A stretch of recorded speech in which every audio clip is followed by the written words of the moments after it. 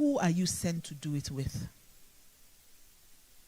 If you are called to marriage, and I believe not everyone will get married. I don't believe everyone is called to marriage. But if you are called to marriage, then you have to learn how to do it right. By first picking. I hear a lot of women fight about submission, and this is my take on the issue. Submission is never the issue. It's selection. Submission always starts with selection. If you pick right, if you pick a man that loves you, a man that pampers you, a man that every decision he makes is for your good, there's nothing he will tell you to do that you won't do. I'm telling you, there's nothing. You see, we don't really have a problem with submission. We have a problem with who we are submitting to. How many of you drive in the room? How many of you drive? Can I see your hand? Thank you.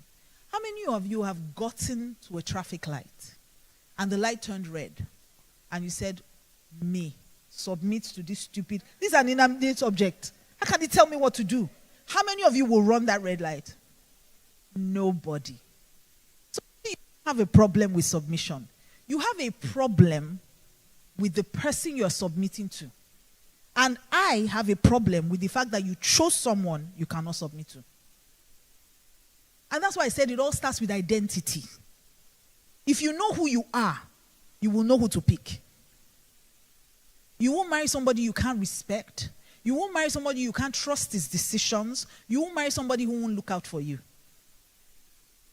So, who are you sent to do whatever you are sent to do it with? Who is the person? That's what you need to ask yourself. And picking right is 80% of the job. You pick right, that's the first step. The second step is that you now have to do the right things in that marriage to make it work. Because you can pick the right person, and through your wrong actions, you can lose them. Because I've seen women married to very good men, and they drive them with bad attitudes. You become entitled because he treats you well. I've seen it happen over and over again. I've also seen women marry a man and move from being his wife to becoming his mother. And I can tell you, no man wants to marry his mother. The only thing they do. That's why they compare you to their moms and say, well, my mother did this. My mother did that. But when you become his mother, he doesn't want you. No man wants to marry his mother. So the question also is, how can I help this man if I'm called to help him? How can I help him gracefully? Because there's a way you can help someone and the person will feel that you are being condescending. So how do I manage it? So that, first of all, I do what I'm supposed to do. I do it with the right person, and I don't lose myself doing it. Because one of the things I've seen is women lose themselves in marriage. You forget who you were from the very beginning. You see, I'm going back to identity. It always goes back to who you are. Who you are, what you're sent to do, will determine who you go with. Now, for single ladies in the room, please, let me beg you.